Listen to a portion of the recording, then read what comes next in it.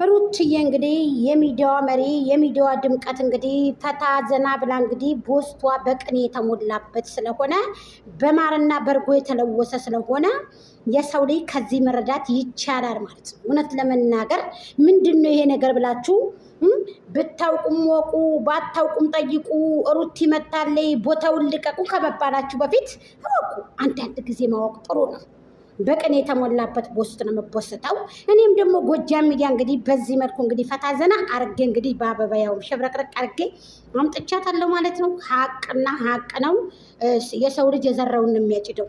እኔም ለዛ ብዬ ነው ሩትዬ ይቅር በይኝ የኔ እናት፣ ይቅር በይኝ የኔ ዓለም፣ የእህቶቼ ጓደኛ፣ የኔ እህቴ ልጄ ብጌኔም እኮ ማለት ነው የመጣሁት። ስለዚህ በቃ ይሄን ምንድሽ ሌላ ምንም አልልሽም። የሰው ልጅ የዘራውን ነው የሚያጭደው።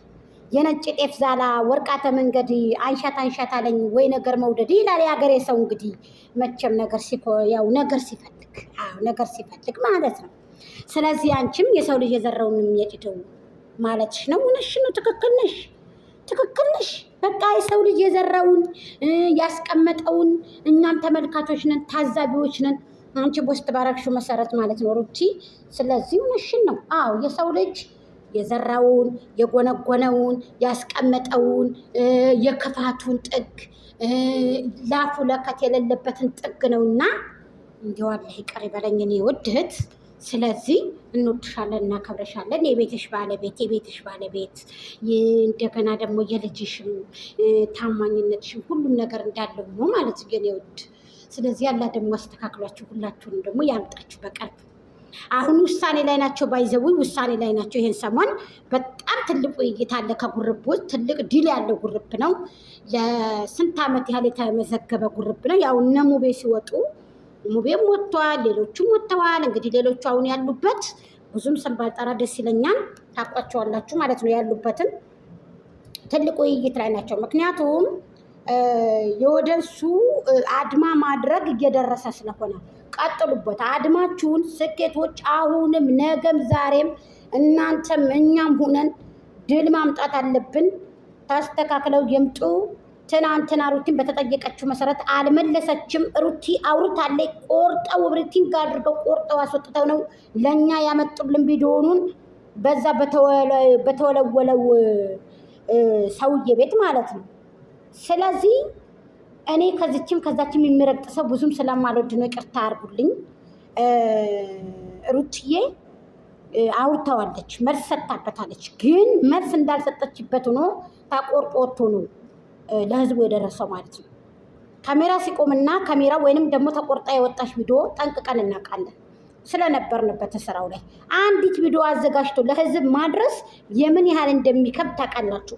እነሱ ደግሞ በአንድ ቀን ውስጥ 7 8 ቪዲዮ 9 ቪዲዮ ይሰሩና ከነገ ወዲያ የሚቀጥለውን ማለት ነው። ስለዚህ አሁን እነሱ ውይይት ላይ ስለሆኑ እርገብ አድርገውታል። ተወያዩ።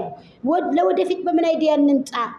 ግማሽ ምን ይዣለሁ፣ ሩቲም ወደ 300 ይዣለሁ፣ ወደ 300 ከይዤ ነው የምጓዘው። ስለዚህ እስኪ ምንድን ነው ይዘን የምንመጣው? ለህዝቡ የሚበጅ ነገር ነው? እኛስ እየከሰርን ነው? እየወደቅን ነው? ክፍያችንስ እንደ ድሮ ነው ወይንስ አይደለም ብላችሁ አስቡ።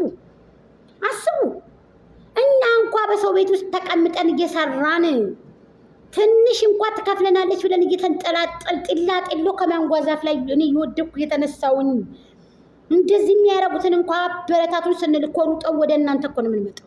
እናንተ ፖስታችሁ እኛ ካልሰራን እኮ ወደቃችሁ እኮ። እኛ ካላንሸራሸርናችሁ እኮ ምን ትርጉም አለው? ትርጉም የለውም። እኛ ፖስት ካላደረግን፣ እኛ ካልቆራረጥን፣ እኛ ማስታወቂያ ካልሰራን እኮ ወደቃችሁ። ህዝብን እኔ አትስሩ አላልኩም። ስሩ፣ ብሉ፣ ተቀየሩ፣ አግኙ። የሚሰራ ሰው ወዳሉ አከብራለሁ። እኔ ተቀምጦ ፈጣሪ አለኝ አላህ አለኝ የሚል ሰው ብቻ ነው የማልወደው እንጂ ያንን የስራ ሰው የሆነን ሰው ሳላበረታታ አብሽር ሳልን አንድም ቀን አለፍ ያላውቅም። ሀቅ ለመናገር ግን ደግሞ በዚህ ልክ አይደለም። ሄዱና የኢትዮጵያን ቤተሰቦች ጠይቋቸው። ያጎትህን ልጅ ቅቤ እየተቀባይ ጊፍቱ ምኑ በቃ እይታ ይቅርብና እንገጫጭን ብለው ተመልከቱ። ምራት እንደዚህ ነው፣ እኔም እንደዚህ ነው። እኔ አማቴ የባሌ እናት የፊንጃሏን ቡና እውነቴን ነው የምነግራችሁ ልጠጣ እንዲህ ያደረገችውን ቡና ለአጋጣሚ እግር ጥሎኝ እንኳ ከደረስኩኝ ኧረ ለልጅ የመጣ ተብዬ የፍንጃል ቡና ነው የምትሰጠው። እውነቴን ልንገራችሁ አይደለም የእጇን ምግብ የፍንጃልን ቡና እንዴ ልጅ ሚስትማ መጣ። በቃ ባለቤቴ በጣም ነው የምትወደው። የመጨረሻ ልጅ መሰለኝ አላውቅም። የፍንጃልን ቡና እንዴ ኧረ ቀዳለው ምን ሆነሽ ነው የምትባል? ወላሂ ብለው የምላችሁ እንደዛ ተብዬ እንዲህ እውነቴን ነው የምነግራችሁ። በተለይ ወንድሞቹ ለእኔ ያላቸው ቦታ ምክራቸው፣ አይዞሽ አብሽሪ ምናምን እንደዚህ ሲባል ነው እንጂ የማውቀው።